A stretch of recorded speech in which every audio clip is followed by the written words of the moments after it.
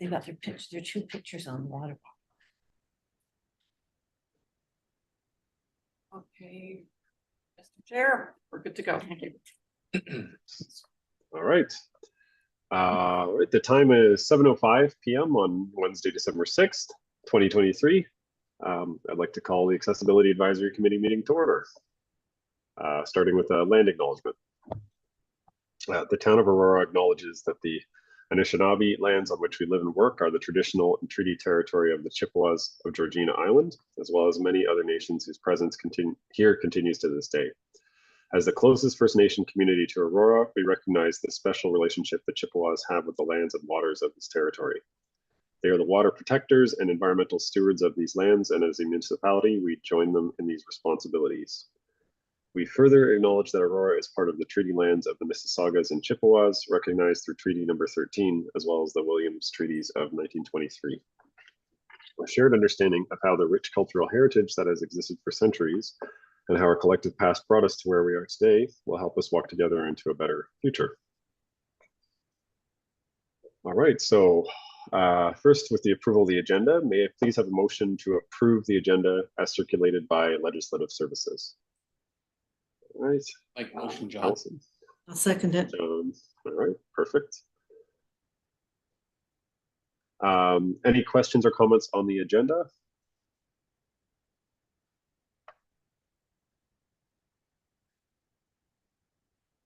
All right, then all in favor going forward with the agenda? Aye. Aye. All right, that carries. Are there any declarations of pecuniary interest? All right. And the minutes. May I please have a motion to receive the meeting minutes of November 8th, 2023? Moved by Allison, seconded by John. Any questions or comments on the minutes from the last meeting?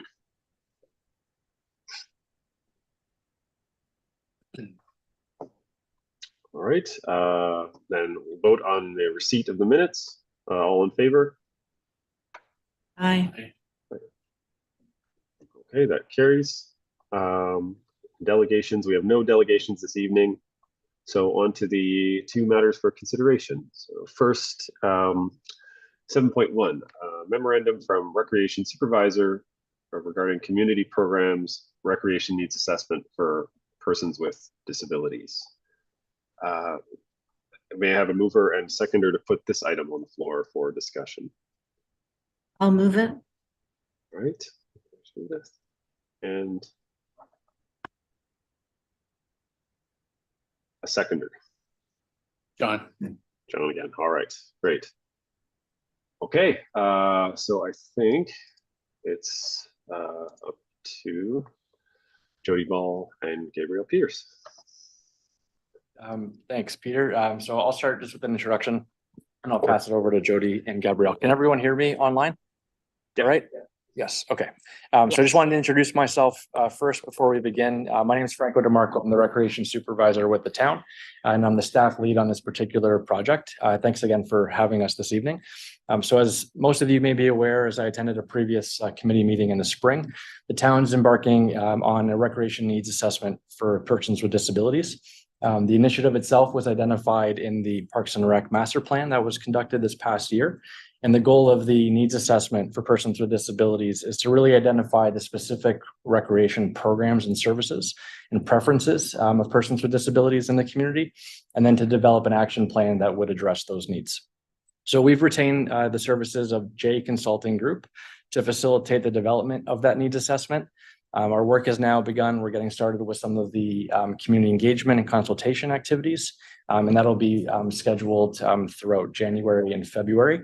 We're just starting to contact stakeholders to set up some of those activities, and we're expecting final project completion for March of 2024. So the various engagement activities include everything from surveys to more targeted focus groups with both individuals with disabilities as well as community organizations that support and service individuals with disabilities. As well as some interviews with other key stakeholders, including town staff, as well as council. So that's the reason for being here tonight. Again, thank you for having us this evening. We're looking to get some valuable feedback from yourselves. And so joining us tonight are Jody Ball and Gabrielle Peters from J Consulting Group, who will be facilitating our discussion this evening. I just wanted to quickly read a bio for each of them, and then I'll pass it over. So Gabrielle Peters is a disabled writer, researcher, consultant, and policy analyst whose holistic approach to accessibility and inclusion integrates the lessons of disability justice, harm reduction, trauma-informed design, and community organizing. She believes we have to move beyond awareness and become intentionally anti-ableist.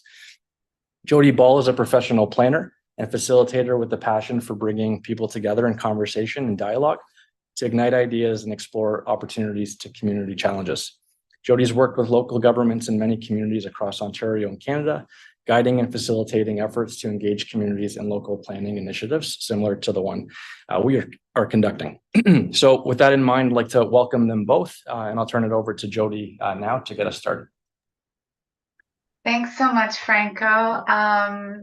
Very pleased to be with all of you this evening. Thank you for making time on your agenda. As Franco stated, my name is Jody. I am the director at J Consulting Group, and very grateful to meet with this group early on in our project. As Franco mentioned, we're just getting things underway, so it's nice to be able to meet with this group early on in our work to listen to your insights and experiences as we move forward with some of our other engagement activities. As Franco said, I'm joined by Gabrielle Peters, a member of our team, and she'll introduce herself and get us started in a moment. I do just want to take a minute or two to provide some additional context for our session. And forgive me, I've got one screen that's on the glitch, so I'm going to be I can see you over here, but my camera's over here, so I'm going to try to look this way, but you'll probably notice me moving my head a lot.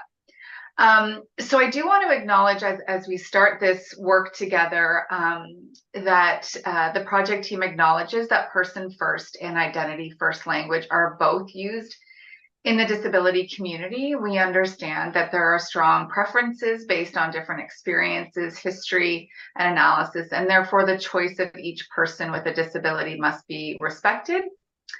So for the purposes of this project, we alternate between person first and identity first language.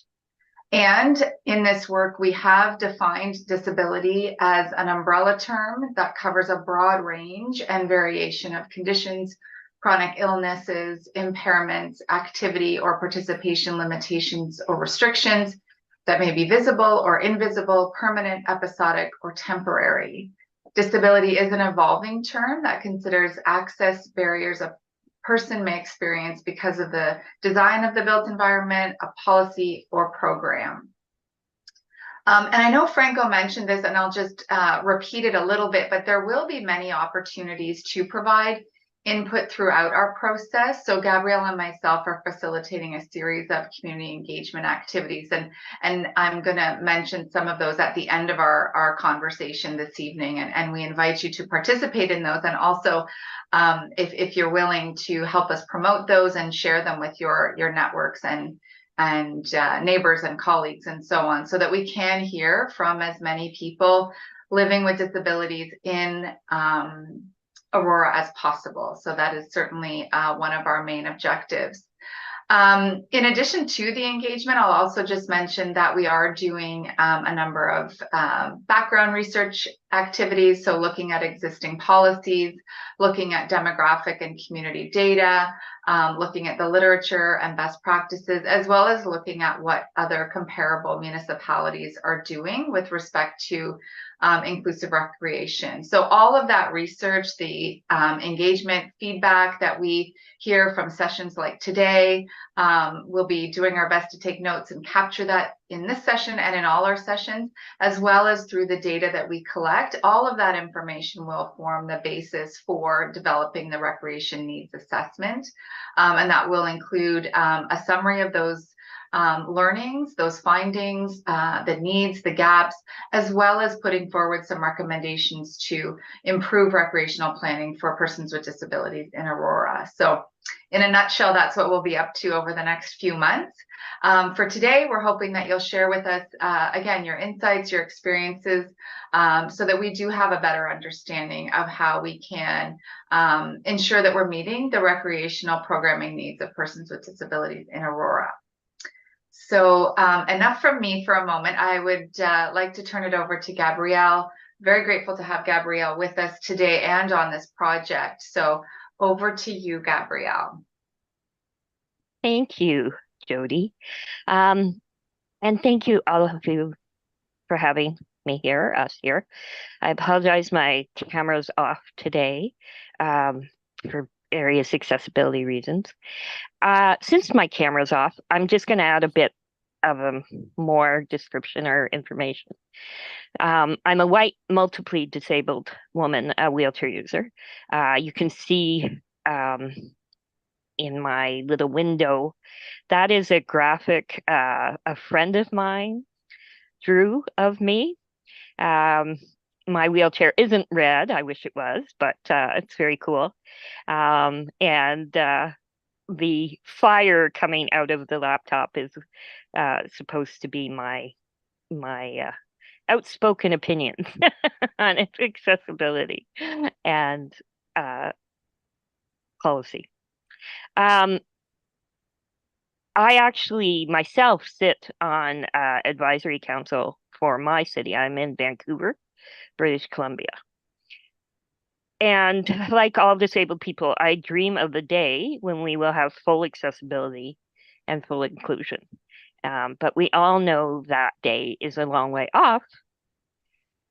But what I believe is that every measure we take, whatever in the short term, even if it's a imperfect solution, even if however small it may be, it puts more people involved in the process of building a better future. It gives people a chance to be present. So I think that that's what part of, this evening is about. And I thought I would share a poem that is from an anthology called Disabled Voices that a friend of mine edited.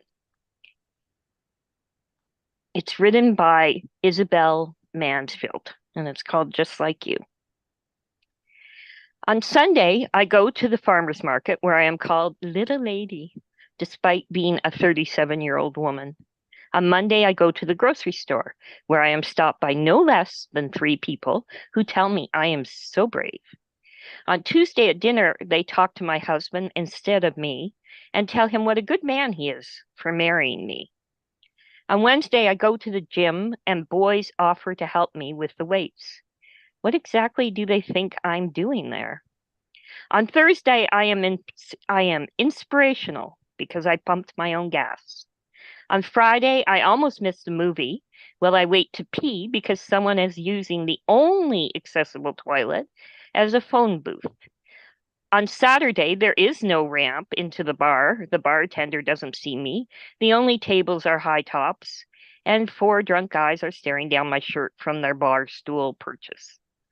On Sunday, they tell me they know just what it's like because one time they spent a whole month in a wheelchair after breaking a leg at camp. On Monday, I don't need your help loading my groceries into my car. Thank you. No, really.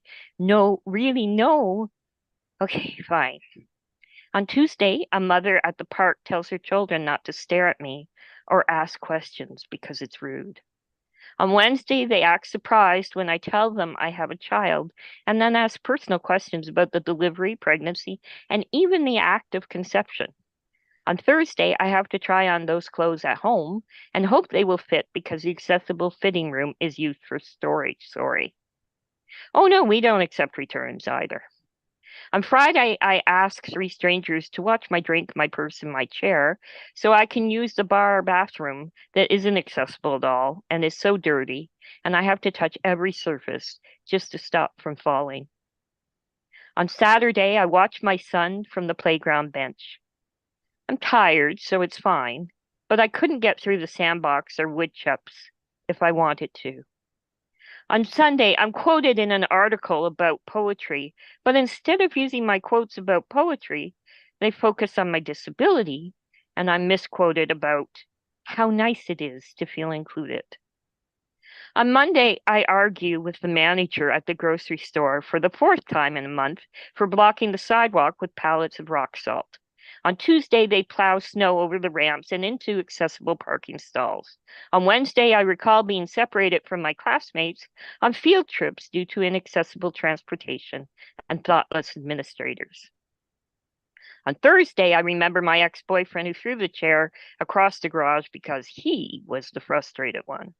On Friday, they told me they wouldn't be able to get out of bed or leave the house if they were me.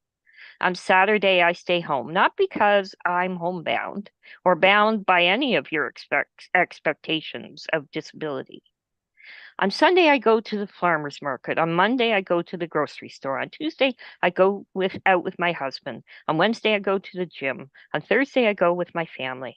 On Friday, I go to the playground with my son. On Saturday, I go out with my friends, just like you. So I think I really personally relate strongly to that poem. And I know that we often spend a lot of time talking about accessibility for good reasons, because the reality is, well, the latest data from Statistics Canada says 6 out of 10 disabled people are experience barriers trying to access public space. So, but there's also other ways that barriers get created in attitudes, in not being thought of, in not having the time. Maybe it's about time, maybe it's about communication. So I wanted to invite everybody to share their name, introduce yourself, your name, and one word that you think of. Can be anything. It could be a feeling. It could be an image. It could just be a synonym for inclusion. What is one word that captures how you feel about inclusion?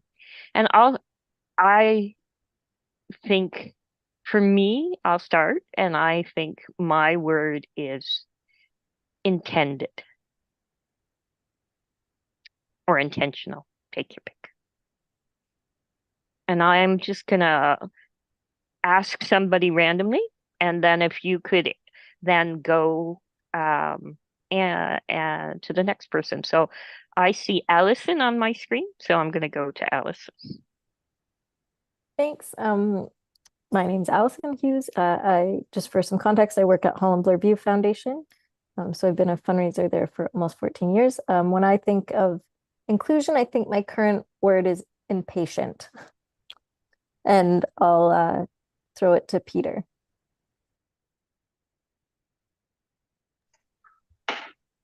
Peter, I'm still digging for a word. Again, just to give some context, I'm a college professor, but my son has multiple exceptionalities, both cognitive and physical. For inclusion, this is tough. I think for a single word, Allison, you said impatient. I think I might actually say the opposite. I'd say patient. And I'll throw it to Haley. Hi, I'm Haley. For some context, I work in mental health as a therapist, and I'm also a music therapist. Apparently, I'm getting a call at the same time. There we go. My word would be misunderstood. I will throw it. Who is there? I can't even see anyone who's in the room. Someone in the room can go because I Go can't. ahead. There. John. Hey, my Okay, name's go John. Yeah, my name's John Lenjack. I too am a parent of a disabled child. And I think my one word would be hope. There's a lot of words, but I'm sure that was the best one I can come up with.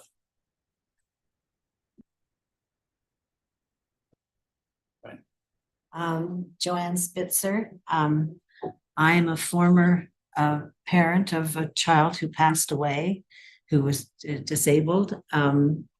I also worked at the Ontario Crippled Children's Centre for 11 years, and now it's become Blue Review.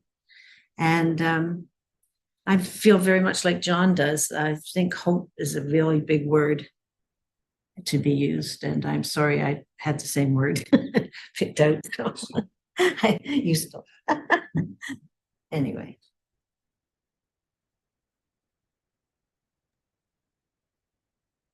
That's everyone, Gabrielle. Gregory? Oh, yeah, we can keep it going. Sure. So I'm Gregory. I'm the accessibility advisor here with the town of Aurora. I guess the one first word that comes to mind when speaking about inclusion is well, I had two. Like Peter and Allison, I got a word on both ends of the spectrum, but I'll choose the I'll just say people.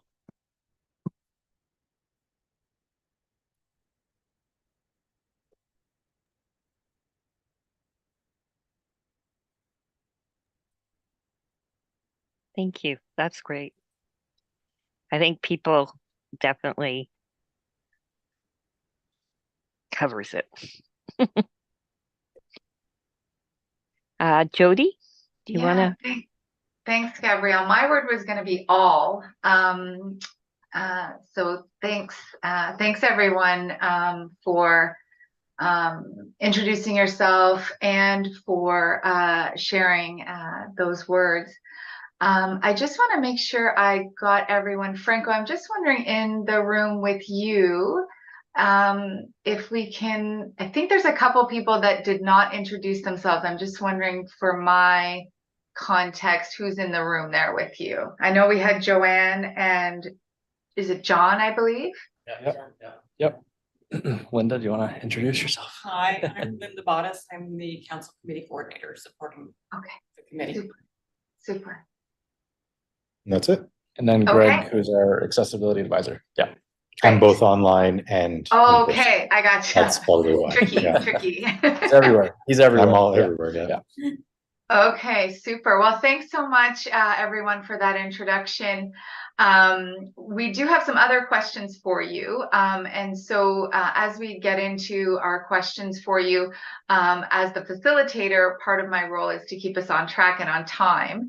And on that note, I just wanted to do a check-in that we have until 8 o'clock or do we, I know we were originally aiming for around 45 minutes. So I just want to make sure I'm respectful of time. So when do we need to be done? You take as much time as you need. I will cut down what I need to do. So not to worry. Yes. Okay. Okay. Appreciate it. Thank you. Okay. So we will keep us on time and I'll do my best to move through our questions that we have. And we do want to hear from everyone, hopefully. And just to know that these are questions to help us understand more about some of the needs in the community, what you might be experiencing or hearing or you know, that you're aware of in the community, just for our understanding. So we're really here to listen. So no right answers or wrong answers. We really do just want to hear and learn from the experiences that you are able to share with us today. For the purposes of the discussion, if it works, you can use the raise your hand function, or you can let us know that you want to speak up. If that's not available to you, you can write in the chat and we can make sure that we call on you. Or if you'd prefer to write in the chat, we can, Gabrielle is happy to read out those comments as well. And of course, if there's a pause in the conversation, please feel free to just jump in. We are a fairly small group. So if that works, we can keep it very conversational. Any process sort of questions before I ask some questions of you. Everybody's okay to get started? Seems so. Okay. So we want to again hear about some of your experiences, and we're just wondering, to start things off, does anybody have an example of a recreation program that you felt was inclusive of disabled participants? Was there something that you or someone you know, I know we mentioned, some of you mentioned being parents, so maybe a program that your child participated in, anything that comes top of mind that felt inclusive, that felt welcoming to yourself or someone you know? Anyone have an experience or an example? Allison, yes, go ahead. I don't mind sharing, and for more context, I've lived in Aurora for almost my entire life. So I'm Okay. 38 now, but I've lived here over 35 years. So I grew up with town programs. So swimming, I remember, I feel like it was the start of accessible programming in aquatics in the town. And I was part of, I wouldn't say it was inclusive because it wasn't like kids with and without disabilities. We all had disabilities, Okay. but we had a group class and then private lessons. I'd have to ask my mom. I question if she had to pay more because I got a private lesson, or if she got the group rate, Okay. because that matters to me. And also I went to town camps, and they were staffed well, and there were many of us with disabilities, and our care needs were met. And I don't remember any negative experiences about it. I loved town camp. Thanks so much, Allison, and thank you for getting us started. When you mentioned the camps, and you said it, I think you said it was staffed well. Anything stand out that whether it was a camp counselor or anyone, do you remember sort of what made it feel staffed well or made it feel good to you? Is there anything in particular?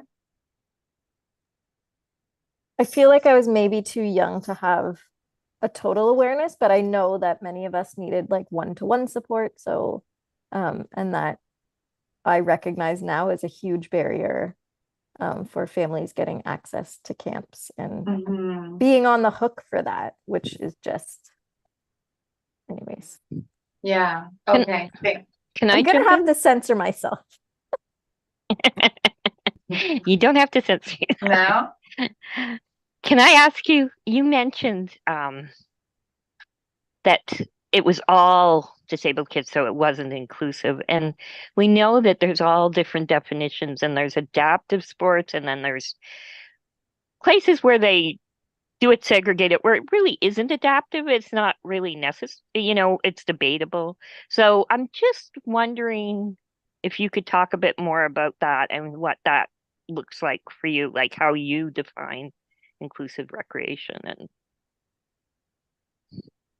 Yeah, good point. I just meant, I guess I meant it wasn't all, right? It was segregated. You use the word. So I don't know how I define it, and I do think my experience is that it's sometimes okay when it isn't everyone together. So that needs are met. I need to mull that over to give a concise answer. And I didn't say I have a disability if that's not obvious. So I'm paraplegic. I use a manual wheelchair, which I have my whole life. Well, from my first wheelchair. Yeah. In terms of being a parent now, the most inclusive camp I've sent my child to was Spiral Garden at Holland View. So he got to go this summer, and that was his favorite camp. Can you say the name again, Allison? Spiral Garden at Holland View. So we have an inclusive camp for kids with and without disabilities. The kids with disabilities have their care support, and it's all ages too. It's like 6 till 19 or 21, I think. Everybody's together. And why is that the best camp? It's very like it's like a little glimpse into like how we can all exist together. and move together and be together and work together and problem solve.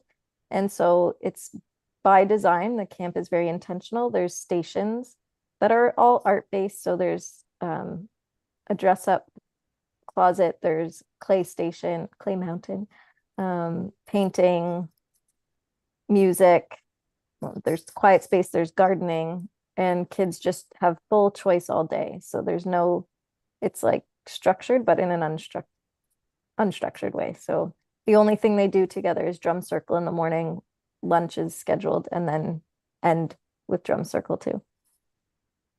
Free choice. Sounds nice. What about others? Some positive experiences or experiences where there was a program that you felt was inclusive, and what maybe made that difference, or even if it was just a part of it that felt inclusive. Anyone have anything else to add there? Can think of an example. I can chime in with one from that. It was the Special Olympics sort of. It was like a sort of an open gym style program, the leisure complex that ran. I don't know if it's still running, to be honest. Again, it wasn't. I mean, it depends again on the definition of inclusion. It was all kids with different disabilities, so it wasn't typical kids and integrated into it. But it was fairly, again, it was short. It wasn't a full day camp, but it was open-ended in terms of what activities you'd be doing. So it catered fairly well to kids who are a pretty broad spectrum of levels of ability. But I think it kind of dwindled in enrollment, so I don't know if it's still being offered. There was a swimming program as well it wasn't intended to be an integrated program. It was just a regular swimming program, but this is when my son was quite young. So I think it was manageable, but only because the parent was in the water with the kid. So, there wasn't really one-to-one support for the child, although we didn't really look into specifically a swimming program for kids specifically with disabilities at that time. We have looked at camps too. I know the summer camps here in the town, they do have, or are advertised at least, to have support, one-to-one support for kids who need it, especially with autism. So my son has Down syndrome and autism, so he's nonverbal and non-ambulatory. He uses a walker. And we were a little leery. We weren't sure what the support level would be for a child with those kind of needs, especially for the whole day.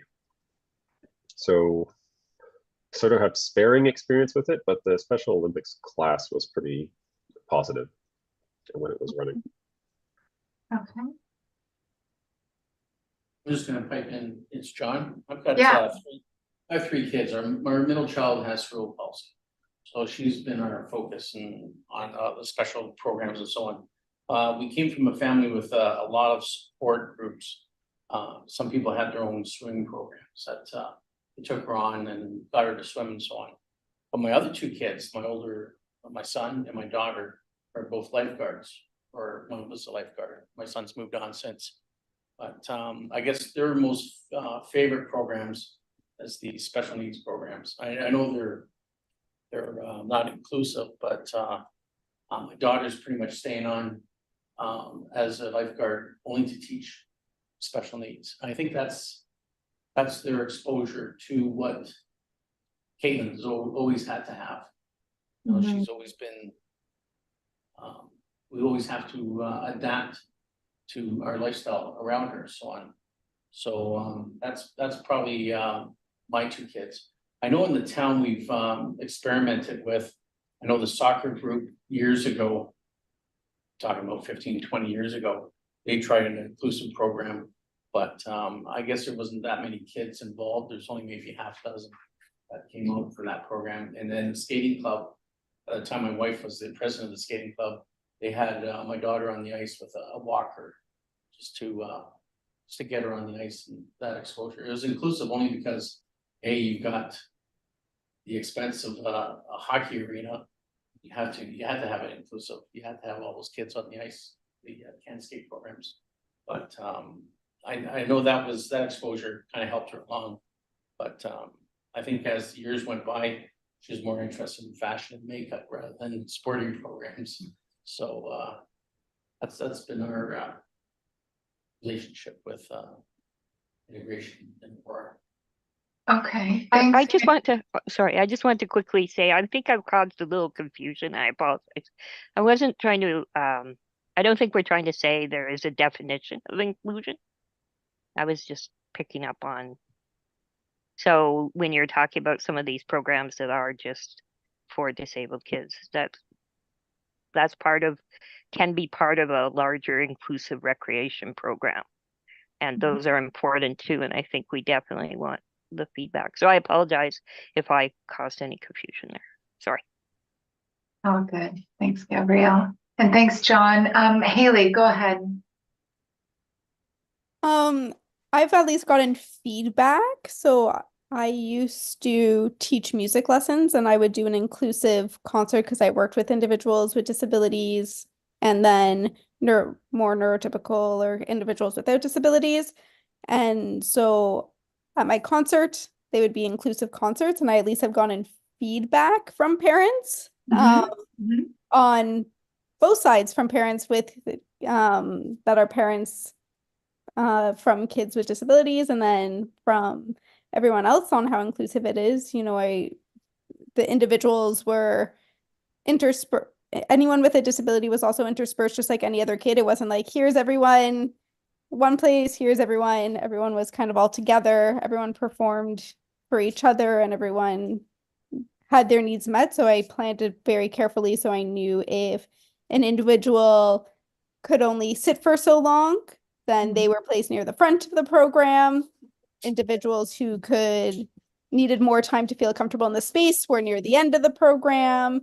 And so kind of planned really specifically to meet in each individual's needs. And that was also inclusive of those who didn't have a disability. And thanks, Haley. That's great. Did you, the feedback that you got from parents, that was good feedback. You were saying people liked it. Is that?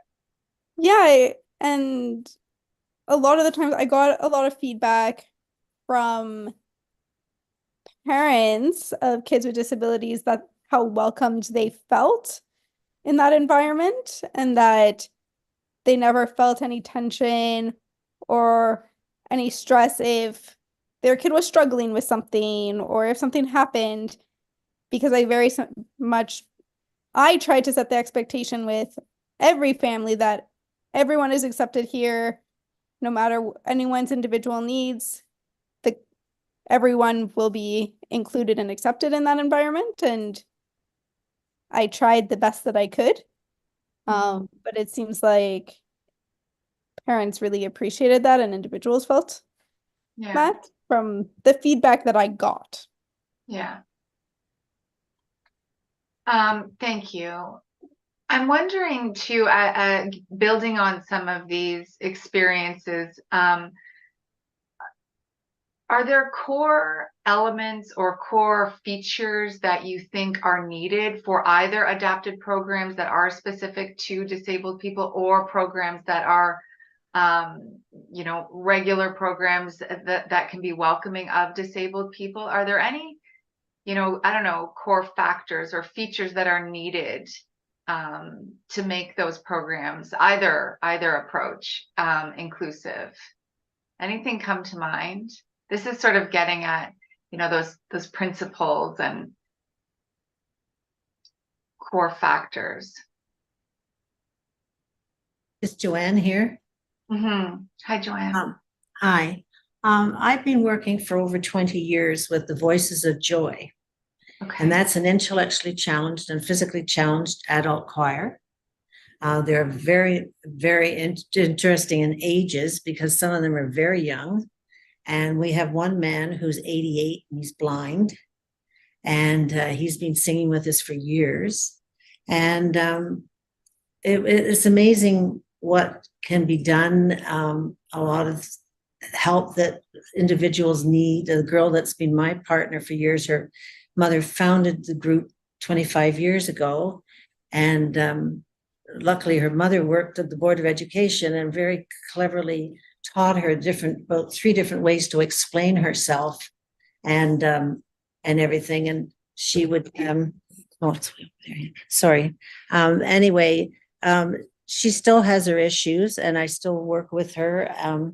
But we have another gentleman in a wheelchair. We've had another gentleman who has intellectual challenges.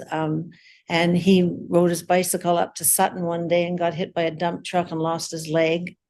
And so we've got very, very varying amounts of different things that have happened to people. Some people have Down syndrome, some people don't, they're just intellectually challenged in other ways. And it's very interesting. There's about anywhere from 24 to 30 in the choir at the moment. We opened the Blue Jay Games by singing the national anthems. We've opened the Special Olympics on 2 or 3 occasions. And we've opened the Ontario Legislature. And so we've been very many places, the Santa Claus Parade and in different towns and all sorts of things. And we go and perform. And it's a real thing that they look forward to, and we look forward to working with them. Mm-hmm. It's very Thanks, interesting. Haley? I think from my perspective as someone who does programming, I think adaptability would be kind of a core feature and kind of the focus on reducing whatever barriers is possible. I know sometimes with programming, it's hard to adapt to everyone's needs, but trying to reduce as many barriers as possible for each individual person. So that adaptability is, I think, a big one. Thank you, Haley. And I'm going to use that. Oh, no, sorry. Go ahead, Allison, and then I'll.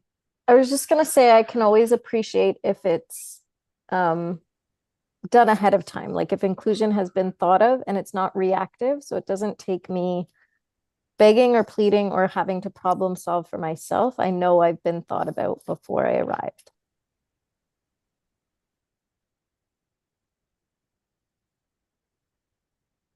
Thank you. So, And I love that. Joanne. Yep. I was just going to say, I would add something, one other thing. A lot of the people, different people in the community have also come out as support people. And we have various people, some of the parents come out as support parents too for their child, plus they take good part in the choir. So we do get people from the community as well helping us. So it's not that it's just 1 or 2 of us doing it. There's other people there. Super. Peter, go ahead. Yeah, I'm not sure if it's exactly the same thing as what Haley said, but same kind of idea. So adaptability, or just sort of, it basically sounds like what Allison said at the Bloorview camp, just sort of open-endedness seems to be really important for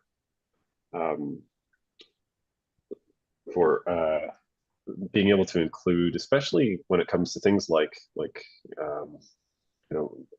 disabilities regarding movement or getting around, as long as there's some activities that can be done, or even in some cases with autism sort of fixated upon for a longer period of time, well, rather than having to sort of be moved from activity to activity. So having it more open-ended, I think, is a really core feature of making it inclusive for a variety of disabilities at once.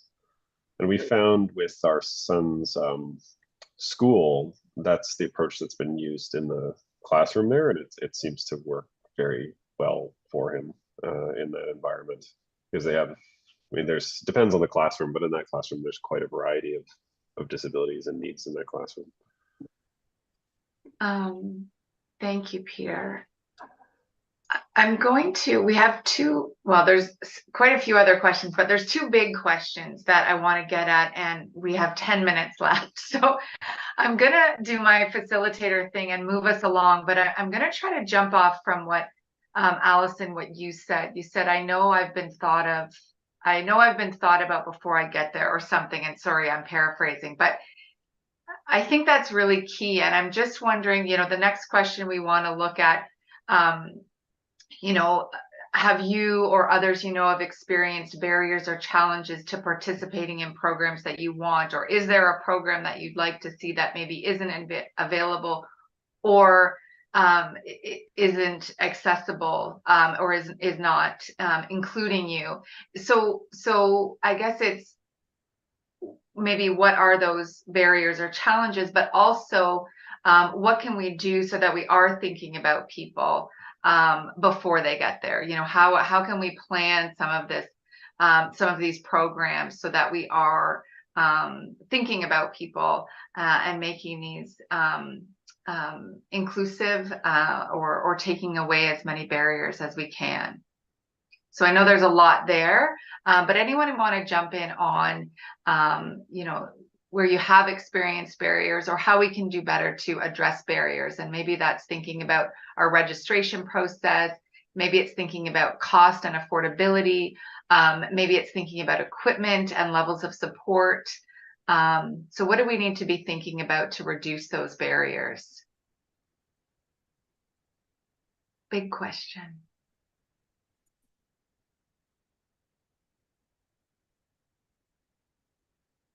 Haley. Sure, I'll start us off. Thank you. I think one of the things that first comes to mind for me is thinking about the room environment and especially different arrangements for sitting. Some individuals need the ability to have like a yoga ball or something for movement, while other need space for a wheelchair, where others, like for myself, I have arthritis and can't always sit on a floor and have trouble getting up and down. So having thought about who may be in the program and having kind of that adaptability for that participation, because that's a big part of it. Yeah, and that's a great example. Haley, thank you. Anyone else have examples? You know, Haley mentioned having the ball in the room or somewhere where someone, you know, you don't have to get right down on the floor. Are there other things we can be thinking about, or are there, you know, adaptive equipment or assistive technology that might have been helpful at some point? Allison. I think all the things you said when Peter was talking about reflecting on whether or not to send his own child to camp, it's like, not just is there support, is there qualified support? So who are these people that are providing one-on-one? And knowing that up front, I think one of the pieces is being clear in all communications from the outset. What do we have? What don't we have is just as important. And then I can make the decision to either push and advocate further or just bow out. So like, I like all the information before I register for something to make an informed choice and not have to pick up the phone or send another email. It's just, I think about cost. So is there added cost? Is there the disability tax to participate? Because that's another barrier. Yeah, equipment, technology, different ways to register. If somebody else, when things are often in person, I'm like, why? We have technology, like I don't need to show up in person. I mean, the list is long. What's that? I said the list is long. Yeah, no, that's good. But transportation too, right? Do we, it sounds like an addition, but do we need to consider transportation to make sure kids can get there?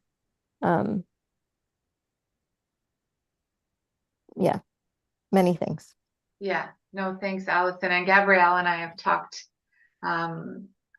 about the importance of those clear communications. And, you know, as you said, what we are providing and what we're not able to provide or what we're not providing, so that it is transparent at least and clear, and so people can make their decisions appropriately. Peter. Yeah, so just on that idea of qualified help. I think, especially in the case of a child who's nonverbal, you're really relying on the person helping to basically be the voice for them. So whether that entails communication with the parents, like I'm not saying you need to check in on the person, but just to have a sense, like if the child is struggling, or he's making a sound or a sign that they don't recognize, that you can have a link to them so you can give them feedback. That sort of you need sort of a slightly more personal connection or communication with whoever is the caregiver for a child, especially when they're nonverbal. So now that's facilitated a lot. Like even in school, his teachers and his EAs, they try as often as possible not to bug us. But if there's something that they're concerned about, or he's making a sign or a sound that they don't recognize, then occasionally they will text or contact us just casually, just to say, can you give us some guidance here? That sort of two-way communication really would go a long way in having more comfort in sending him to, a day camp or something. Wow, is it me, or is time going by incredibly fast this evening? So we've just got a few minutes left. The other piece I wanted to explore with this group, as we're in the early stages of our work, is really around communication, and just wondering if we can take our last few minutes and just get your thoughts on your preferred method for receiving information about recreation services, about town recreation services, and also for us to think about in getting information out about this work that we're doing. As Franco mentioned, and I mentioned also, there will be a number of engagement activities starting up early in the new year.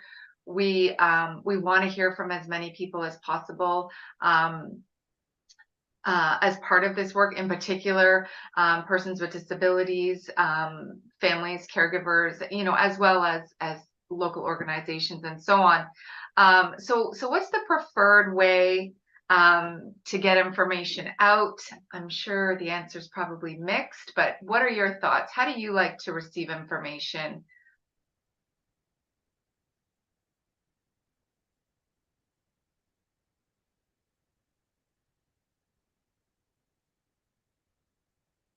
I mean, if I can jump in, I would say, electronically is probably the broadest way to reach via mail or that sort of method. I guess the issue there is sometimes it just gets kind of swept past. But that gives you the widest reach, at least. Anyone have any quick ideas just around our engagement and how we reach out, or do some of our promotion or in our approach? Any ideas? Allison, yeah. For better or worse, we've got a decent number of folks that are quite engaged in various like Facebook groups for the town, and there's a few different ones. So I know when I want to talk about something, I just post in all of them, and I get decent engagement. So I know whatever is available for the public, I will share as far and what as I can.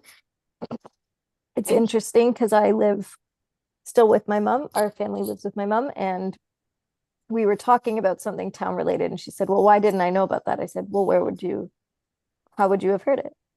She's like, oh, in the paper I don't read. And she chuckled. And I'm like, and in the paper that I don't think like is holding. And she's like, right. And I said, and we don't have our Aurora channel anymore. And if you're not watching council meetings, like how would you expect to see it? So like, I think what will be important is identifying those gaps where people aren't paying attention, like they're just fine with the way things are, but we want to reach them. The town does a great job. Like there are signs around town. There is communications from the town, and short of going door to door, it's hard to reach everybody. Yeah. Haley? Thanks, Allison. I think we've talked a lot about kids. I think programming is also with seniors. So I think it'll be important to try to engage. I know there's the senior meeting place that you might be able to, or engaging the local retirement homes and things like that. But I think it's important also to kind of think about how you engage them as well. Yeah, yeah. Yeah, And- we're hoping for all ages. Yeah, and on that, I was actually going to ask if anybody had any thoughts for young youth and young adults.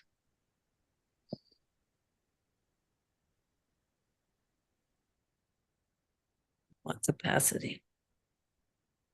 To Allison? communicate. Through the schools. Communicate. Yeah, Haley? I think often if you have some type of engagement with more like an event where they know that I think that age group likes to give opinions and likes to be activated, but they need some type of motivation to get there. Okay.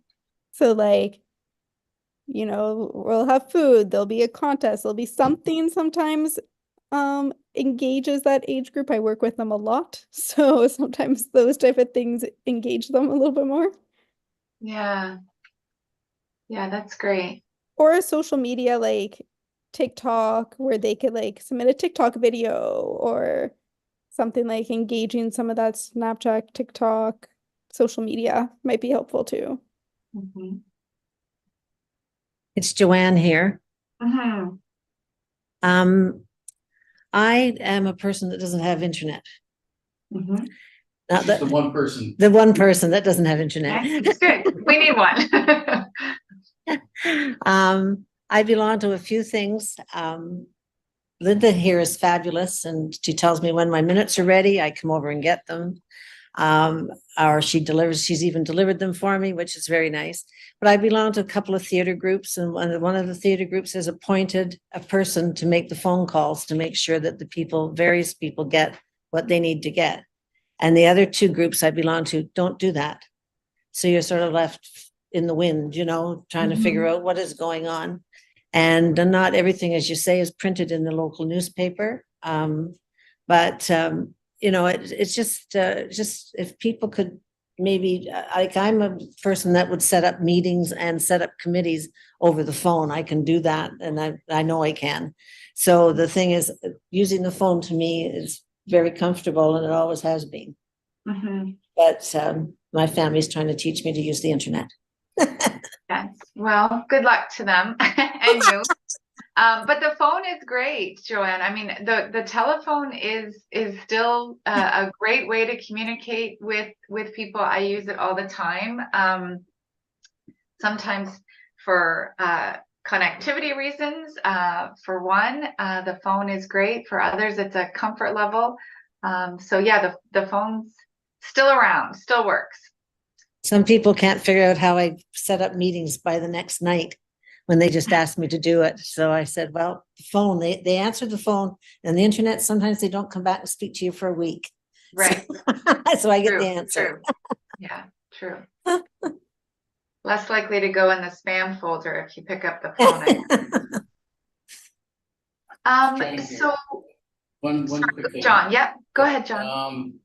I guess to get a hold of younger people through the school boards, I guess the kids that do have special needs have been identified, and they probably have an email contact directly through them or through their parents. That has to be probably the best for those kids that are attending school. Those who do not attend school, I guess some of the other groups like Easter Seals or Blue Review. Yeah.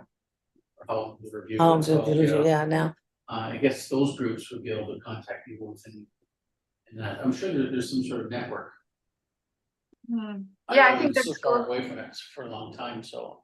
Yeah. And things have changed so much. Like, I talked to some of the younger engineers at my work, and they hate talking on the phone. They rather message people. They don't talk. It's the dynamics are changed so much. Yeah. Yeah, it's true. So we do have actually both Catholic board and public school boards in town. So they're both located in Aurora as well. So that may also help with the school angle. Great. Yeah, that's a good one. Could stuff be sent to them to be sent out to the individuals if that was the case? would that help us, or? Try. I don't know if they're if they They allow have it. I don't know if they allow it, the privacy. They- Yeah, they that's have what their I'm own- thinking too. I just don't know if They have their own processes. Yeah, yeah. We can try. Yeah. So Yeah. Jody, on that, so the boards are on our stakeholder list that we've identified. And so we plan to send some communication out. The board typically will kind of approve communications that is able to be distributed to their students, but something like this, I feel like they would be interested and on board with. So that's what the ask will be, is to help us identify those individuals and send some communication. Yeah, and I find in my experience, if the information is going out from the board by way of, you know, if you want to participate or if you want to learn more, you can go here, as opposed to them providing us information to send. So I think if it comes from them, there's fewer barriers to getting that out. Jody, I just want to let you know, if you need more time, go ahead. I don't Oh, want you to that's have to, I don't have to want you to rush. No, that's okay. We're good. I want to be respectful of time, and I have to say I've really, really appreciated everyone's participation and insights.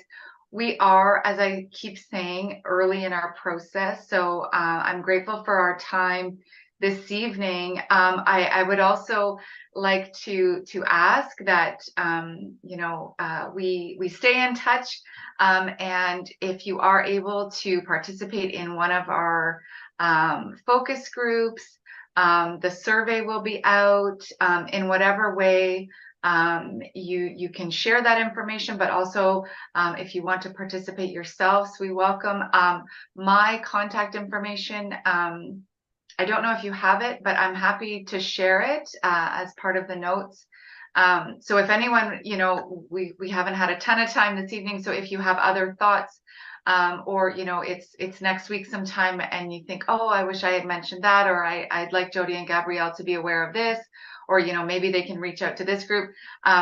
Very open to email or phone. Joanne will make both available so that you can reach out to us along the way. So we hope this isn't our one and only chance to chat with you and to hear from you. We have a few more months to go. So hopefully we'll have another opportunity to hear from you. Could I ask another question, please? Mm-hmm. We've been discussing the individuals as this is sort of now. What rights do we have to go back to people in town? Because in some cases they're historical buildings. They have been forced over the years maybe to change their front door. And the front doors are so heavy you can't open them. I went to get 2 cans of paint at the paint shop, and the fellow, 2 gallons, and the fellow was carrying them, trying to open the door to his own building to let me out, and he couldn't barely do it. And the thing is, there's so many doors, if you check around town, that are like that. They're almost impossible. And some of them are just horrible angles. The button to push the accessibility door is way, way over there, and the door that opens way over the other end. And it's, I just wonder how much we can move in and change anything or upgrade the automatic doors if they're needed. And also to put in more handicap parking, because some of the parking lots have hardly any handicap parking. And that's from previously. We're talking recreation programs. Yeah, I know, but the thing is, it helps the people to get to where they're going. So I think on that comment, and I think we chatted a little bit about it last week at our meeting. You know, there is that historic piece of the AODA, and when buildings get retrofitted and renovated, then they do need to comply. And as we discussed with Accessible Canada coming in and enacting, and the province already signing on to elevate the AODA standard, we're hoping that at that point there is more push. But at this point, the municipality doesn't have that ability to have private businesses do that unless they are submitting a application process. But in that comment, Jody, if I can ask, and I guess clarity, if you have it at this point, just, I guess if you can clarify with the group, the scope of like what specifically you're looking at with this needs assessment. Is it just programs? What else is involved in the scope of this project? And that sort of thing. So if you can just, I guess, before you leave. Yeah, for sure. And thanks for the question. It's a good one, and apologies for not addressing it at the beginning. Yes, our focus is on programs. So we are looking at programs. So not the physical infrastructure or town facilities, for example. We anticipate perhaps hearing some barriers with respect to that along the way, for sure. And I think what we want to focus on is the programming, but thinking about how we're delivering those programs. How are we thinking about the planning of those programs? So it's not just, are we offering program ABC? It's, are we doing all we can to make sure that people are aware of the programs, that they are able to participate in the programs, that there's not, that we're eliminating barriers to it. So it's thinking about the delivery of those programs as well as the programs themselves, but not about the facilities or parks, for example, either. Those infrastructure pieces are not included in our work. And Franco, please jump in there as well. The only thing I will add, thank you for that, Jody, is that the scope of work was included in the memo that I provided for this evening, so you can reference that there as well. So one of the deliverables will be an action plan with recommendations for implementation, as well as coming back to this group in the new year. So we'll have a presentation ready for council, as well as our advisory committee. So to Jody's point, not only will there be more opportunity for engagement through the activities we have scheduled, but as the work continues to get completed, we'll be sure to come back in the new year with some updates. Again, on the scope point, because I think it was discussed tonight, which was great to hear. Certainly, there'll be some recommendations through that on equipment, assistive devices, staff training gaps, preferred qualifications to make sure that we have the staffing levels to be able to deliver these programs. Those are the types of things that we're trying to focus in on, more than the built environment. But to Joy's point, we know that the two go hand in hand. Just that there's been, other work that's been done on the facility side. Scope for this particular assessment is more on the services. Yep. I think Peter's got his hand up there. Yeah, it was just a brief thing to add to that point. Maybe it could roll in better with the question before about, what sort of things would you want to see to improve accessibility or inclusion, and just consideration of the facilities. Just anecdotally, it's been we tried to put our son in a daycare program when he was younger, and the literal stumbling block was that there were several steps to get into the main sort of area where they would be spending most of the day. That he was not able to get down at that point, and they were sort of unwilling to lift him down. So it was when programming is being considered, this is probably always part of it, but just the facility is going to be offered in is a pretty critical aspect of it too. Yeah, for sure. Thanks. Okay. On behalf of Gabrielle and myself, thank you so very much. It was lovely to meet you and have this opportunity to chat with you. Thanks, Yes, Jody. Sorry. No, go ahead, Gabrielle. I was just going to say, I'm just always grateful for the knowledge and wisdom that comes from the experience, and in the room, people with it and with that, who, in the face of, these barriers, continue to give to the community to try and find solutions. I find it very humbling and also very hopeful. You used the word hope, and I find this very hopeful. So thank you. Awesome. Thanks, Gabrielle. Thanks, Gabrielle. Any questions maybe for myself on the project side? Appreciate again, Jody and Gabrielle joining us tonight and facilitating that. I'll be sure as our promotions begin over the next couple of weeks to get any information to Greg, maybe to circulate with everyone. And again, like Jody mentioned, if you can, share and help us distribute to create awareness, that is much appreciated. But any questions for me before we, I guess, wrap up for the night? I just wanted to ask, who would be the best point of contact? Would it be you, Franco, for if we sort of have that thought that didn't come to us during the meeting and want to forward it on to the group? Absolutely. Jody or I, we're in touch with each other pretty regularly these days, which is great. So both of our contact information will be on the web page that we create, and I'll make sure that that's shared with Greg. So you'll have either of us to go to. Perfect. Thanks.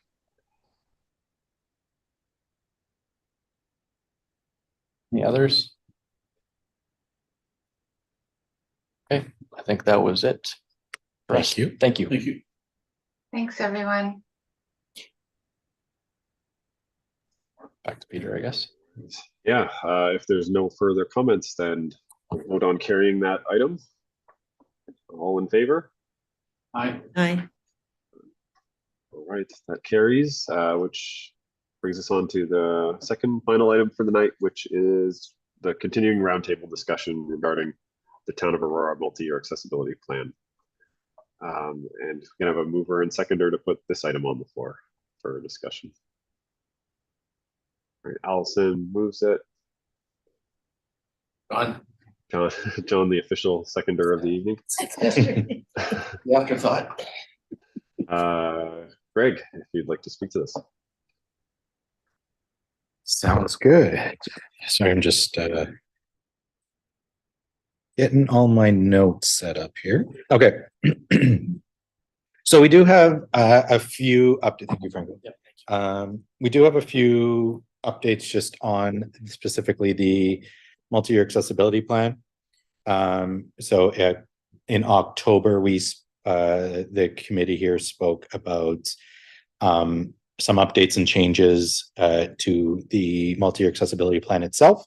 So I was able to go ahead and make some of those changes. So I will be providing those here to the committee based on the feedback and some of the other things that I recognized. After this meeting, I guess if we're all good with it, then I'll get that published and re-updated on our website, as well as a missing element to the multi-year accessibility plan, which we recognized as missing. We'll then talk about compliance reporting.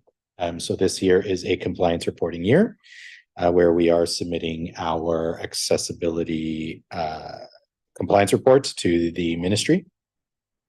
And so I'll just kind of go through an overview of what is asked in our compliance reports and just to give the committee here an update on that. And of course, any feedback or questions, we can absolutely discuss that. And the other thing is the draft official plan was brought to General Committee last night for discussion. And it is now, I guess you would consider a finalized-ish version of the draft official plan where council deliberated and commented on last night. I more so wanted to bring to your attention the components of the plan. I mean, if you'd like to read the 600+ pages, by all means, but I'll bring forward the components that are, I guess, relevant to you all and the committee itself. Just more of an FYI update.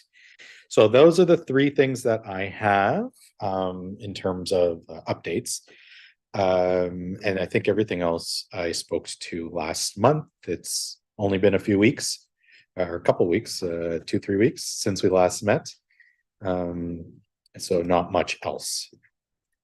Okay, so updates to the multi-year accessibility plan. There was 3 updates. I did join our chat, so I will share my screen on the multi-year accessibility plan.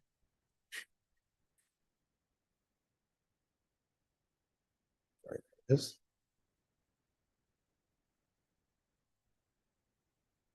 Now bear with me, I only have my one screen here tonight.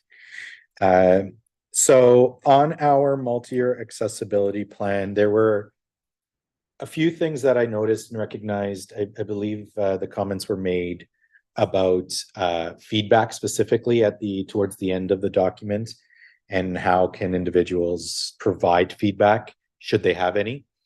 As I was going through the document, I realized that the positions and names, phone numbers and contact information were outdated, as obviously our previous accessibility advisor has moved on and I am now in this role. So the one big thing I've changed here is that this report, I just put a title rather than an individual's name here for permanency, as well as the generic accessibility email address, which will always be there rather than my personal email address or the previous advisor's personal address. So that is the one change you'll see at the top of the document here. This should probably be here. As we scroll down, nothing else content-wise has changed.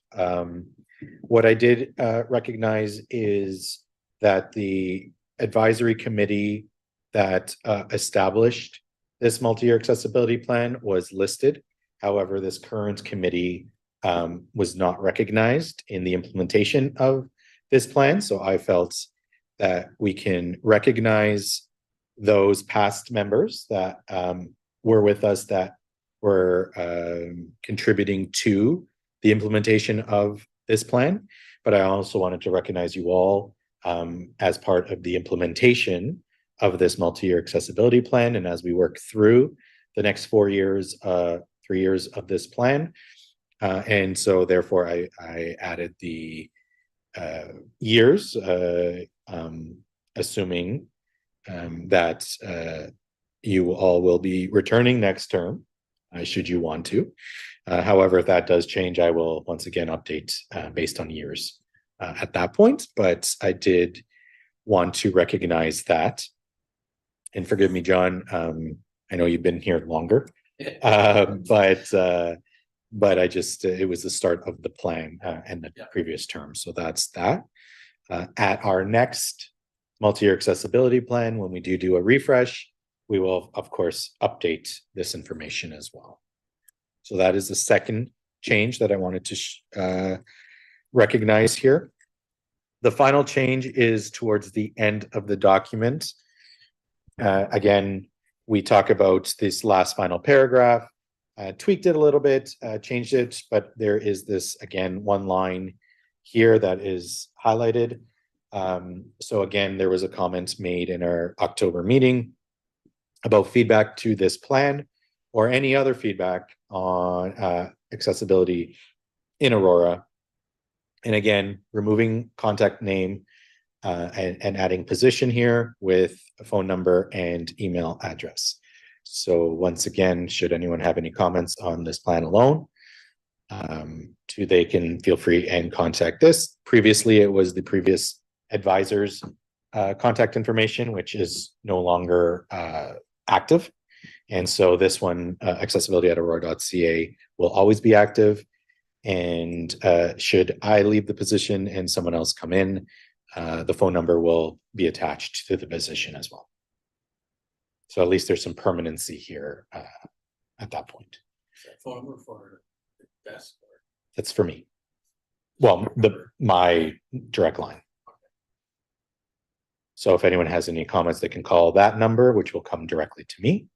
And again, should I leave and someone replace me, that number will stay with the position.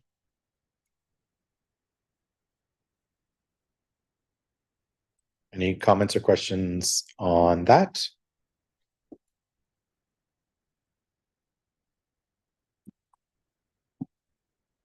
No? Okay.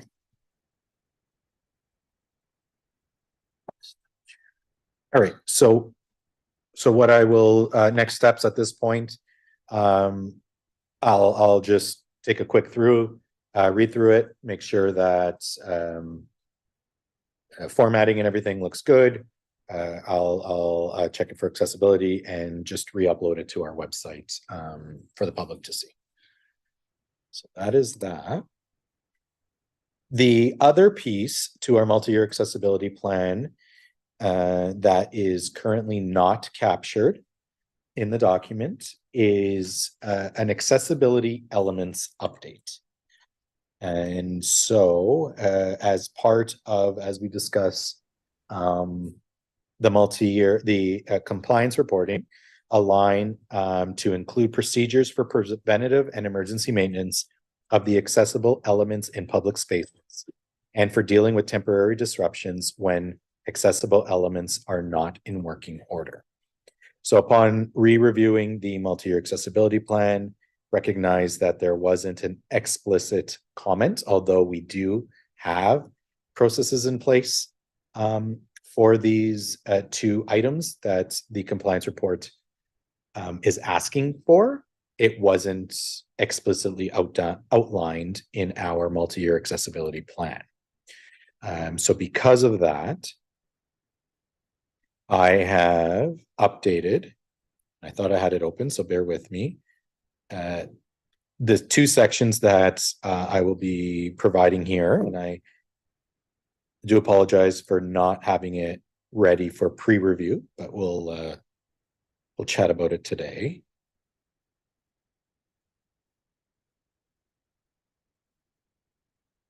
Here we are. Sorry again. Apologies, I'm dealing with one screen today.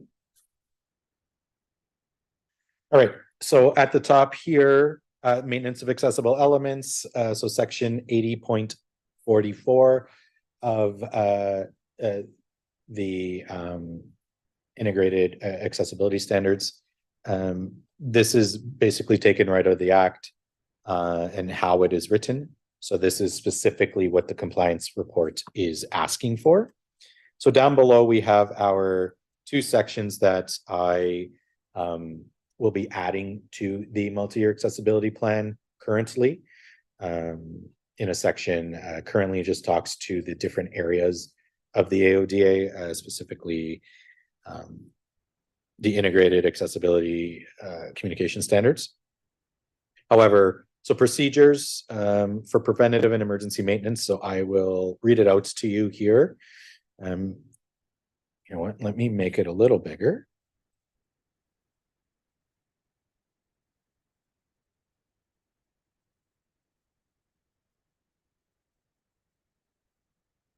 Sorry, it's a little delayed. There we go. Okay, so to guarantee the ongoing functionality and accessibility of elements within public spaces, the town of Aurora has processes for both preventative and emergency maintenance. This includes regular inspections, timely repairs, and scheduled maintenance of all accessible elements as required. So specifically to preventative maintenance, we do conduct routine inspections and maintenance to checks to proactively identify and rectify any potential issues with accessible elements in public spaces. This will involve regular assessments and upkeep schedules to ensure the continual functionality of these elements. For emergency maintenance, in the event of sudden breakdowns or malfunctions of accessible elements, the town will respond accordingly. This includes establishing emergency contact information, immediate repair procedures, and interim measures to mitigate accessibility disruptions. For those procedures dealing with temporary disruptions, recognizing possibility of temporary disruptions to accessible elements, the town of Aurora has processes, again, to address these situations promptly and effectively. So identifying the disruptions, promptly identifying and acknowledging the temporary disruption or non-functionality of accessible elements in these public spaces, communication and notification, through clear communication channels will be established to inform the public about temporary disruptions. This includes posting notices at the facilities, updating our website. This is hyperlinked to our notice of service disruption on our town website, utilizing social media and providing alternative accessibility solutions during the period of disruption. And of course, timely resolution. So commitment to resolving disruption swiftly by prioritizing these repairs, ensuring alternative accommodations, and maintaining regular updates on the progress of restoration efforts. So those are the two sections that I have added or am proposing to add to our multi-year accessibility plan as part of, again, the compliance reporting and as part of the omission from previously. So any comments on that?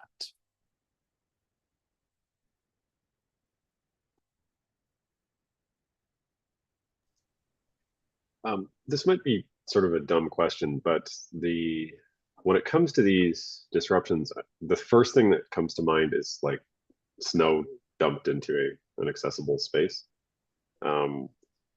Is there any room in this sort of document or town procedures in general for advising or enforcing private spaces on maintaining accessibility? Like, what's the route that you take to is it just to direct it to that private business or institution for those sorts of disruptions? Yeah. So to you,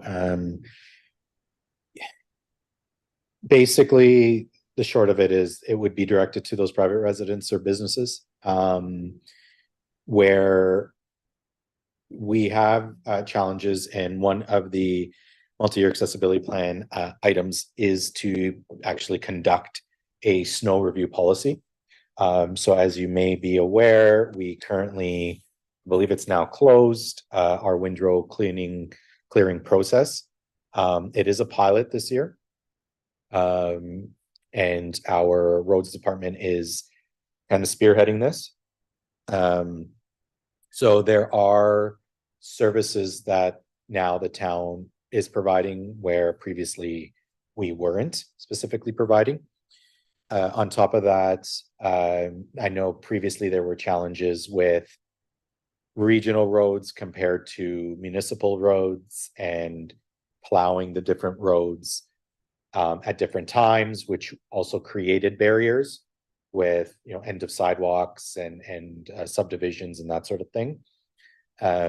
So one of the items that I'm going to be working with our roads department is looking at kind of all of that at the end of this snow season, and then analyzing and providing further recommendations for future years. However, in terms of you know, our public parking spaces and accessible routes and that sort of thing, I can see where private residents and businesses may interfere or create barriers with municipal areas and that sort of thing, where at that point we can have those conversations and we can bring it up with our roads department. But the other way around, there's no way the town can really enforce in those private areas or private businesses. In the case that it is a public space, like it does happen occasionally at parks and so on. It says that first point, the identification of disruptions, will there be a channel by which residents can communicate those disruptions, like even on the signage or something? You know, if this device, this door, you know, the automatic door opener is not working, or there's snow in the accessible space, or whatever the case might be, you know, scan this QR code or call this number or something to report it. So again, in that second section there, for how we're going to communicate and notify, So we do have a process for disruptions. So if specifically for that door opener, elevator, even if it's a main entrance door, sliding door is not opening correctly. So there would be the notice on the door themselves. We would create that same notice of disruption and upload to the website, and then promptly put up on social media. Of course, so this wouldn't necessarily be through myself, although I may be comment or notified or made aware should assistance be required. A lot of these things would be through our facilities teams, and then through our recreation team as well, and through our communications department. So there would be some time from when an item does go down to when it does get out to communicate, specifically to our facilities. And I have chatted with Access Now as well, as we do also have that platform that we can communicate. If it is a long-term issue or maintenance issue that would affect accessibility, then that is also another angle that we now have a tool to access. However, after speaking with them, if it is a relatively short-term item, it may take a day or two to come back online. They don't actually recommend we would post on that platform. So we would kind of use just our internal channels at that point. But communication does have all of those tools, the street signs as well, if needed, and that sort of thing. Again, our internal process, we would be plowing those barrier-free parking spaces, so they wouldn't be interrupted. Our facilities team do clear the front entrances, so again, those wouldn't be interrupted. I'm more so commenting on, one of the private businesses having a private plow company and putting snow onto, a municipal or regional sidewalk to interfere that pathway. That's where I think conversations and challenges would be, but we may not even know about those processes, as it may be region to private business. And so we may not even be aware of those. So I think those notifications and communications would be challenging. However, anything internal with our own facilities, we would have a process for. Can I ask a question? Allison had her hand up, and then sorry. we'll come to you. I think if I understood Peter, what he's asking, what I would be curious of is, how do we report in a moment, right? If I show up and there's no sign that says the door is not working, but now it's not working, who do I call in that moment to get support and to report it? So in that moment, I believe all our recreation facilities do have a phone number at all the entrances. Typically it does say if the store is locked, and please contact this number. However, for accessibility related issues, it was working an hour ago and you attended and it's no longer working. You can contact that number or the generic town number, which can redirect to our facilities. Our customer service representatives at those facilities. Or in the multi-year accessibility plan, my number is always there, and you can always call me, and I will try to get a hold of someone to assist in that moment.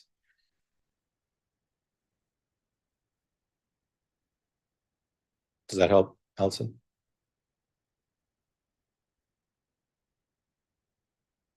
Okay, Joanne?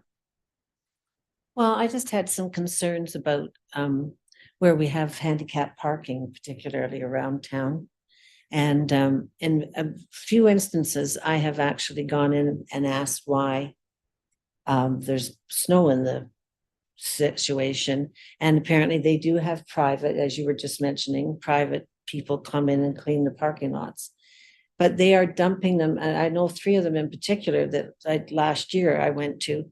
I don't say I'm on the committee. I don't say anything. I just say, how come your handicap parking's filled?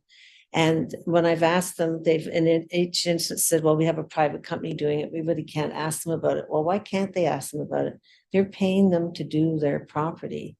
And I just think it's really an imposition for people with an accessibility issue.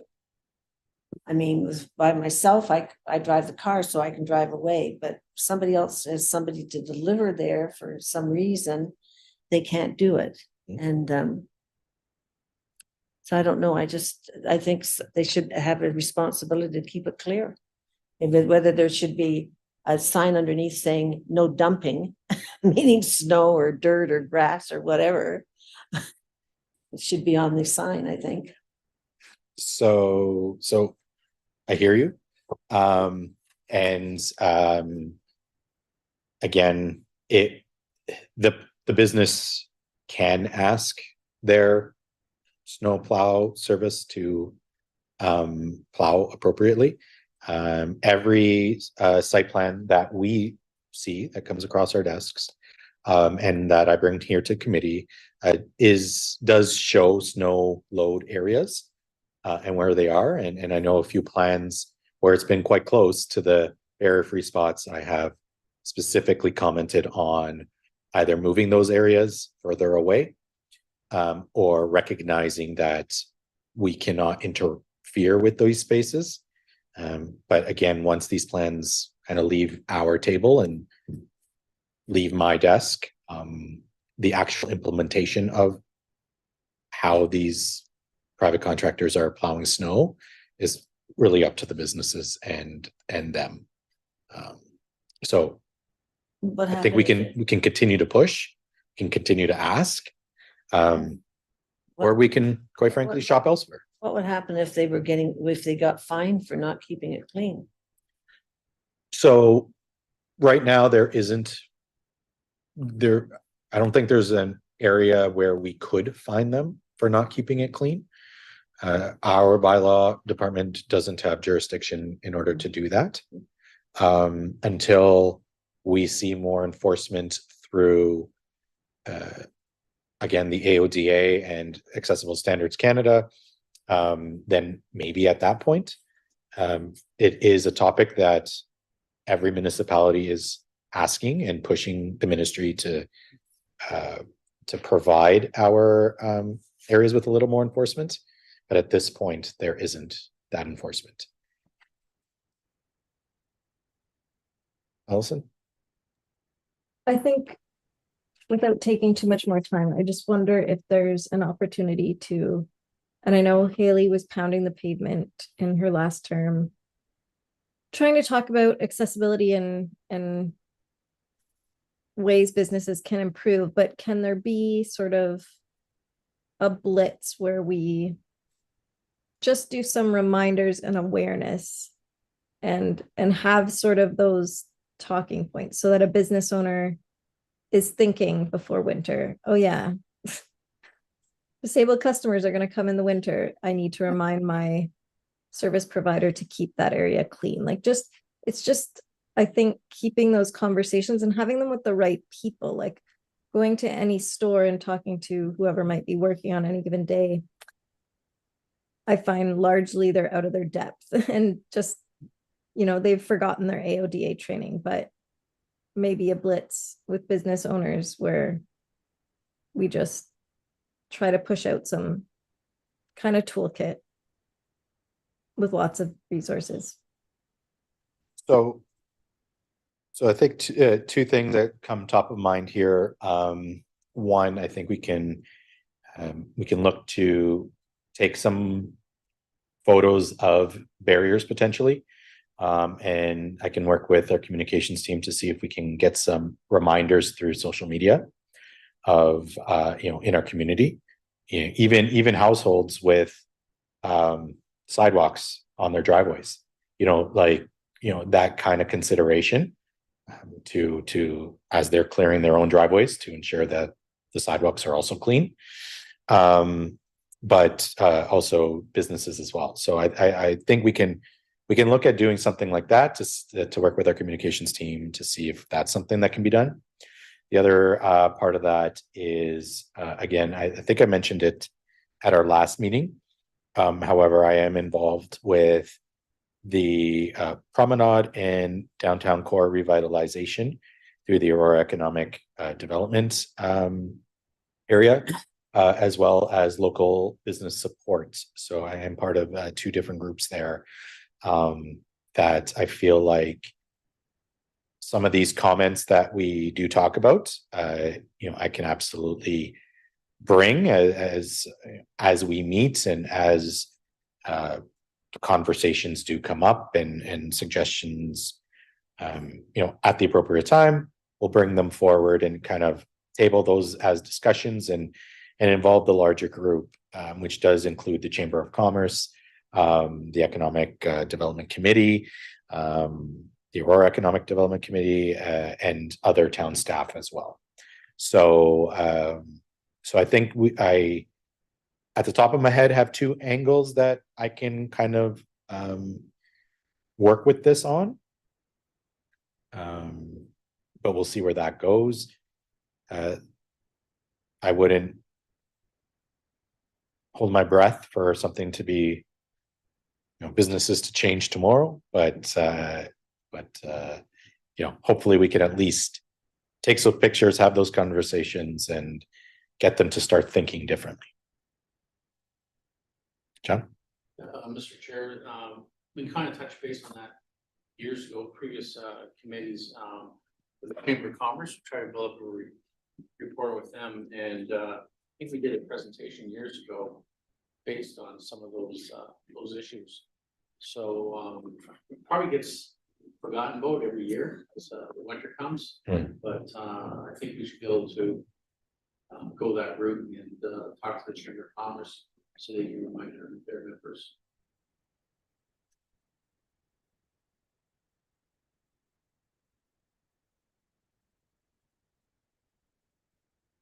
Okay, thank you.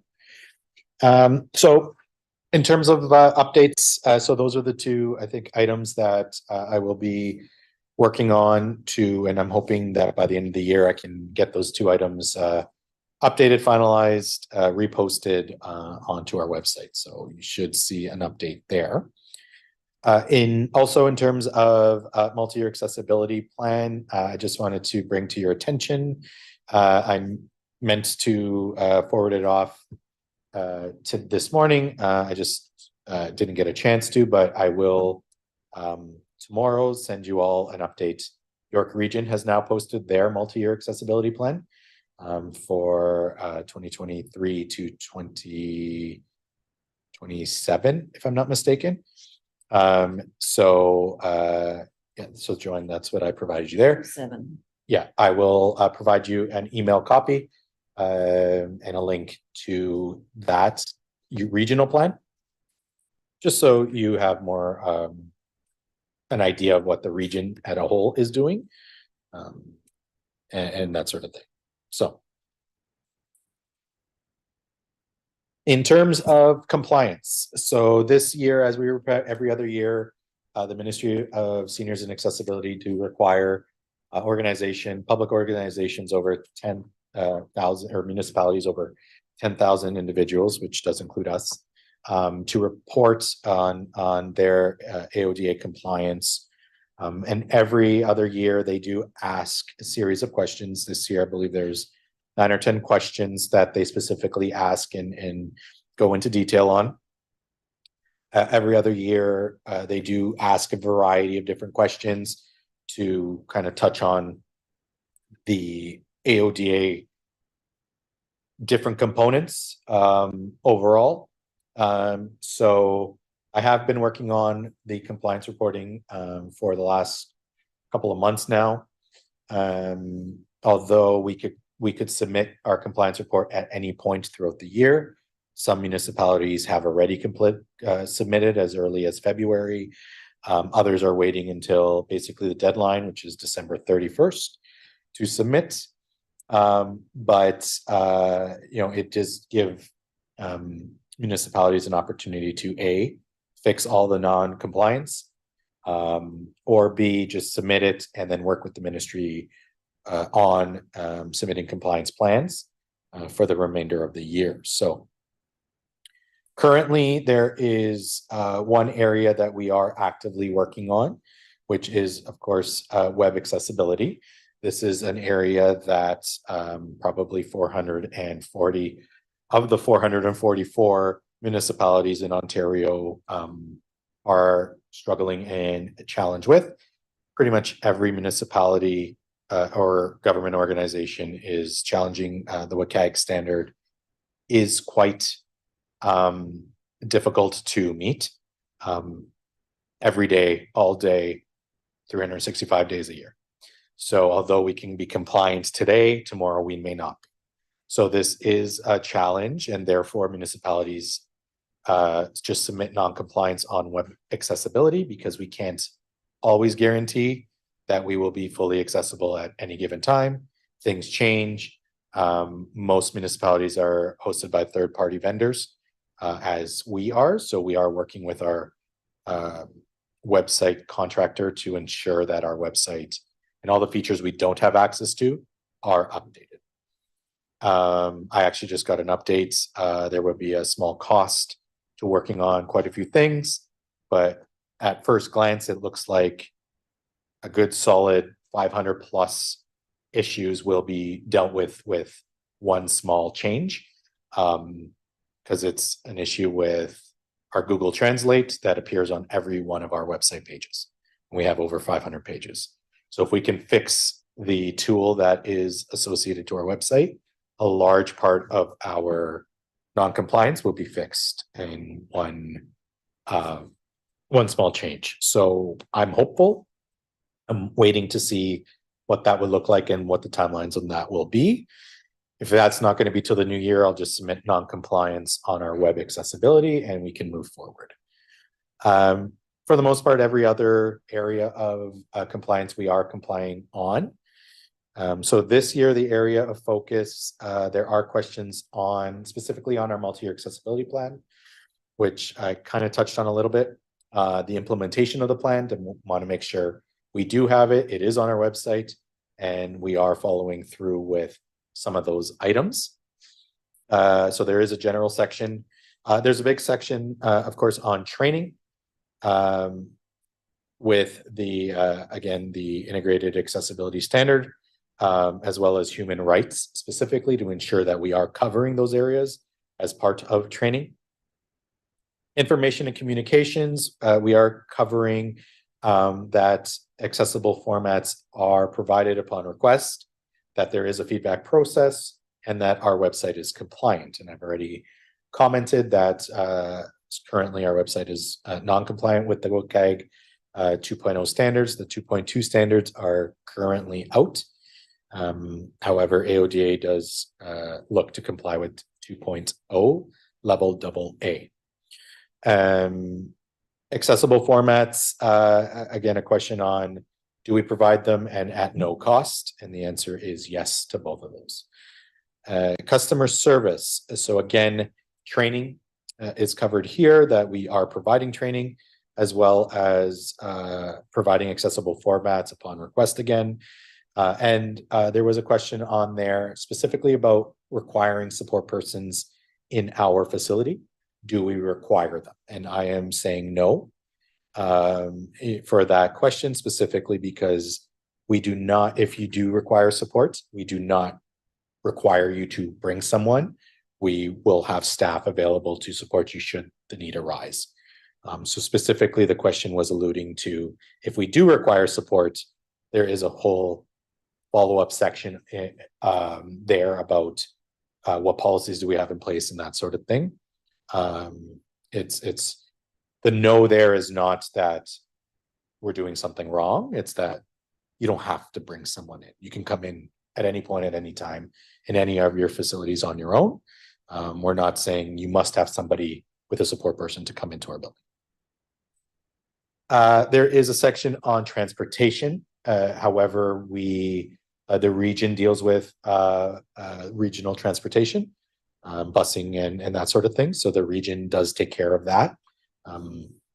Again, I think we only have one taxi that is now licensed. I think we talked about it last meeting as well. Currently, Uber and private companies are not licensed, so therefore technically don't need to comply, although we do have, from my understanding, a bylaw moving forward that will encourage those individuals to also comply with the same transportation standards through the AODA. So we'll see where that goes. A big part of employment this year is on emergency response plans. So I actually have a meeting with HR just to confirm my responses. However, upon hire, we do ask staff if they do require accommodations should an emergency arise. And if they do, then that we do request if that information can be shared with the facility staff in the respective building that they may be working in. And so those are the big questions that are asked this year, specifically on emergency. Design of public spaces, there is a large focus on outdoor areas this go around, specifically outdoor eating areas, outdoor play spaces, off-street parking, and then some waiting areas. So service counters, queuing guides, and waiting areas. So specifically asking if any are new since 2017. The only areas, so I have spoken with our Parks Division. The only areas that would be in this area of specifically for 2017 would be any parks that we have retrofitted, renovated, or updated since. So I have brought in our Parks Department. Just an update on that. I did have a further conversation about parks and accessibility.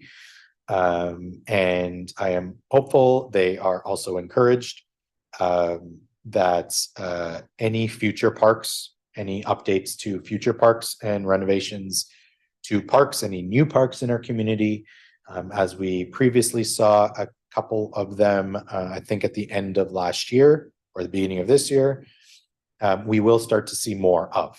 So parks will be committing to providing us with more site plans of updates of parks. So we, myself and this committee can further review them beyond the site plan process. So I just wanted to bring that to this attention. And then of course, in 2 years, once Aurora Town Square does open, should they ask about design of public spaces, we will also have the SARC project, which would include the queuing areas, waiting areas, and service counters, as well as Town Square. So those would be 2 new areas that we will be bringing on board. They don't currently affect because they're currently being worked on, but in 2 years from now, should the ministry ask, we would have updates on those areas as well. Again, I touched on it earlier, but the procedures for preventative and emergency maintenance is another question that they specifically ask for.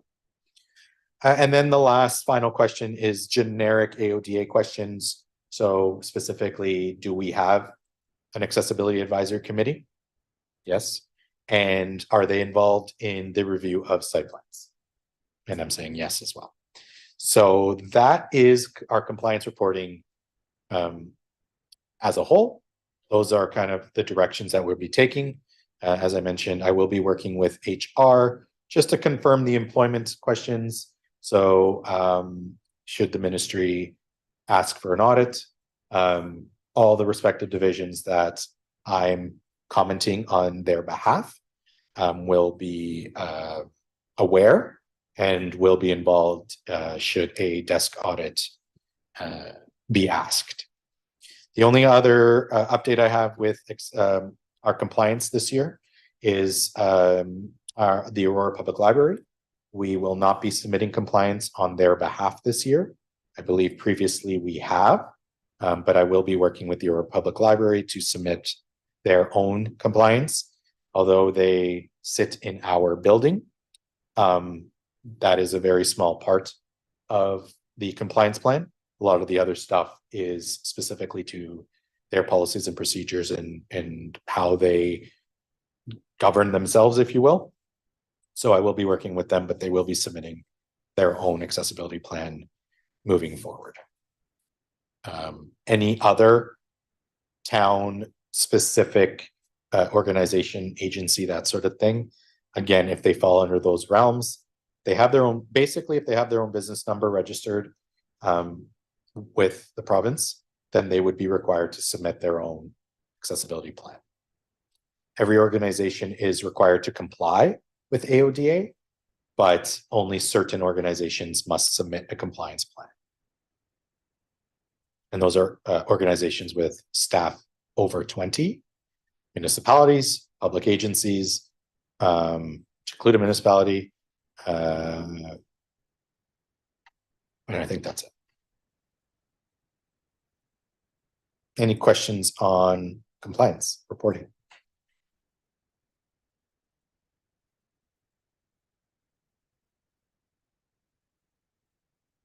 Okay. The last, I'm going to see if this works because this one's going to be big as well. I just realized our time though. I do apologize for timing, but our last one was the draft official plan. I just quickly, due to timing, want to just make mention of, and I can absolutely bring this to January's committee meeting. I don't think it's pressing, but like I said earlier, it was tabled at general committee last night. I believe there, if I'm not mistaken, Linda, there's one more general committee and then another council for this month, or just one GC. And then so there's just one more council meeting where the finalization and adoption, should it be passed, so at least that will be discussed at that point. But there are a full section on accessibility policies, section 5.5, if you wanted to review it, as well as 1, 2, 3, 4, 5 other areas that specifically talk about accessibility and universal design as it relates to community involvement, roads, built cultural heritage, policies for parkland, and community services and facilities design. So those are the other areas that accessibility is included in. So I just wanted to leave that with you. For the sake of time, I will leave it at that.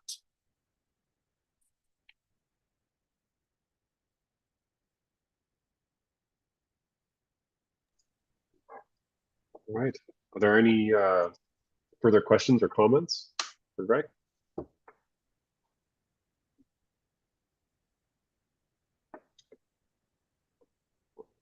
right. If there aren't any further, then we'll vote on that item. All in favor? Nice. All right, that carries as well. We have no informational items tonight. Does anyone have any new business?